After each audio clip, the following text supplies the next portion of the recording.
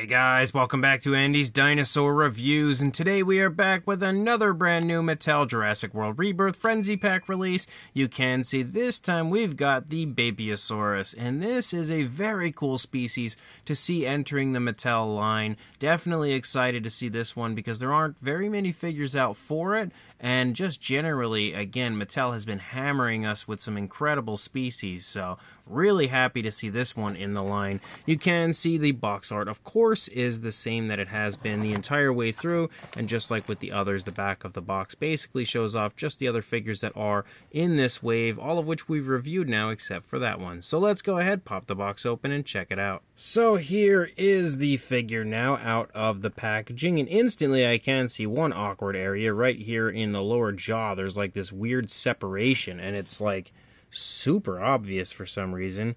I don't know why it's like that. I guess it does give you a pretty wide open mouth, and once you have the mouth open, it doesn't look bad at all anymore, but once it's closed, that does look pretty awkward.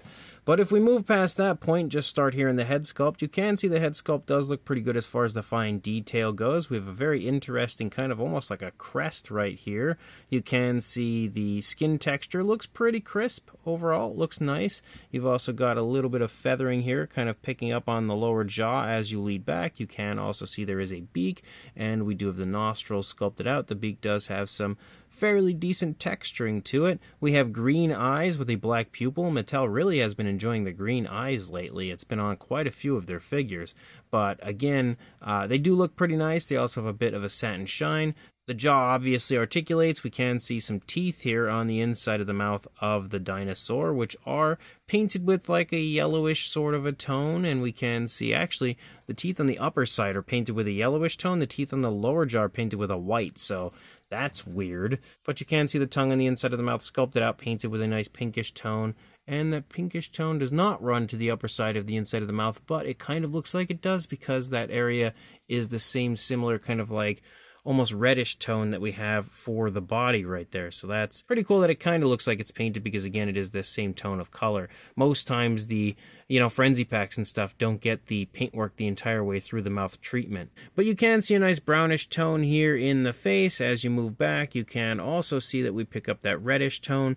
Also, I try not really ever to base the Mattel figures on scientific accuracy because it's very clear that they don't go into these figures with a scientifically accurate approach. They more than often just kind of come up with their own very cool design, and that, of course, is exactly what you see with this figure and pretty much every figure they release. Since it's not technically a full-blown dinosaur, as it does have, DNA from other creatures in it, it can basically look however you want it to look, so I guess Mattel has the freedom to create it any way they want. But you can see we do have some feathers moving back here as we lead back. Kind of weird, very scruffy looking feathers, and within those feathers you can also see like some osteoderms popping up, so it's a very interesting look as far as the texturing goes that they've given this one in the neck area, almost like ridges following down like the side of the neck and the spinal column right there, but they taper off as you move down further into these feathers. However, the feathers then themselves taper off as we move down into the neck.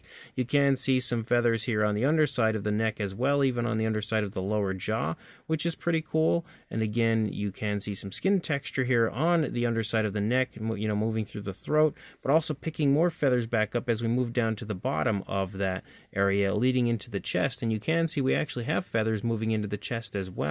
But moving up here to the back of the dinosaur, again, we do return to the scaly look, and they do look pretty good, definitely quite vibrant. However, it kind of has the look and feel, in my opinion, of when you pluck the feathers off of a chicken.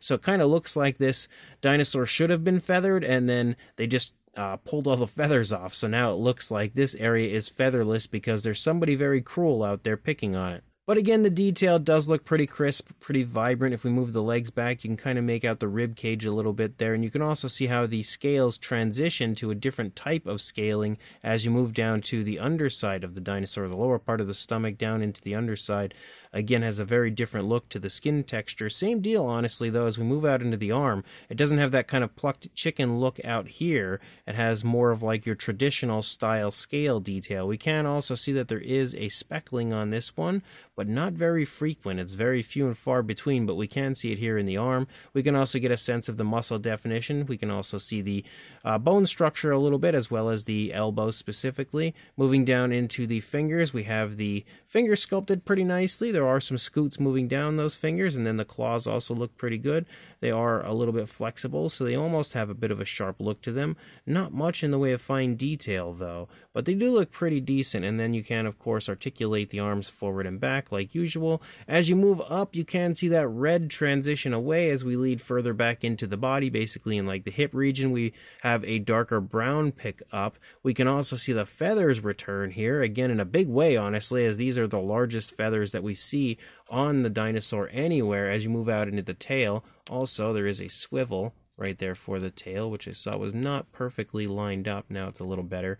But again, the feathers do pick up here in the hip region and lead out into the tail before disappearing again, moving out into the tail. We also have some osteoderms, like some fairly large osteoderms as you move down into the thigh right here, as well as yet again a different style scale detail here moving down into the leg. Mattel really loves to do that, where they kind of give the dinosaurs all sorts of variation to the type of skin texture, which honestly I'm not complaining about. I think it's a very good idea because, again, it does show how highly detailed the figures usually are. The musculature, though, looks good in the thigh. You can see the kneecap as well as the nice big bulging calf muscle. As you move down into the ankle, we actually have another little area of feathers randomly picking up here. And then we move down into the foot sculpt, and as you lead down into the foot sculpt, you can see some scoots moving down the toes and then the claws themselves. However, I am actually kind of intrigued by this. Again, as I stated earlier, I'm no professional when it comes to this dinosaur. I'm not an absolute expert, but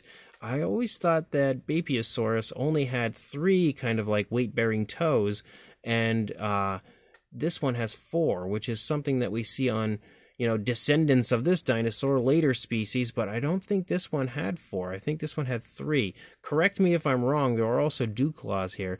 But again, correct me if I'm wrong if you know more about the species, but I thought it only had 3. It wouldn't be the first time Mattel added extra toes onto a figure for no reason. But as we lead out into the tail, you can see again we have that kind of plucked chicken sort of look to the skin texture, where it's just really bumpy scales leading out. We also have a few more of those ridges that very briefly pick up and then again disappear as my camera loses focus. But the skin texture on the underside also looks very different, again, from what we see up there. Very fine, very reptilian type scales with kind of like some creasing as we move through. But there is the Fax app code. That doesn't want to focus. There we go. If you would like to add this one to your collection. Again, you also have leg articulation forward and back, but that's all standard stuff when it comes to this type of figure. The same thing, again, you're going to see on the other side. Looks pretty much the same, except for the leg is trailing over here again, as they usually have them in a bit of like a walking pose. But that's pretty much it as far as this one goes. As far as the size goes, lengthwise, you are looking at about 7 3/4 inches, or a hair over 19.5 centimeters, and then for a height in the position it's currently in, you are looking at just shy of 4 inches, or about 10 centimeters on the dot. Also, actually, now that I think about it, I didn't move the neck. I don't think I did anyway, but you can move the neck down and up. There's not a whole lot of mobility. Some of the others have had a little bit more, but this one does have, again, that little area of articulation right there as well. But for a size comparison, there is Mr. Papo T-Rex, the Attack Pack Colovosaurus, Robert Muldoon, and the Collect Day Human Being next to our Mattel Frenzy Pack Beipiaosaurus. And you can see again, it's pretty much exactly in the size range you would expect. For a Frenzy Pack, it's exactly where you would expect it to be size-wise. And this is another one of those instances where I feel like we really only need one more comparison with a Mattel Velociraptor. Everybody, if you are a Mattel collector, has a Velociraptor at this point, and you can obviously see that it is pretty much the exact same size as a standard Mattel Velociraptor. So this brand new Mattel Jurassic World Rebirth Frenzy Pack Beipiaosaurus is a pretty cool figure. It's a very nice species choice. I'm definitely happy to see this species now in the line. Very, very cool to finally have this one, but it is another one of the figures in this wave that is pretty lackluster when it comes to the paint apps. There's just not much that they've done with it. Again, they go all out when it comes to the sculpts of these figures, but the paint apps are just like super super lacking in this wave. I don't know what it is. I would say this might be the most depressing wave overall from Mattel when it comes to the paint application of their figures.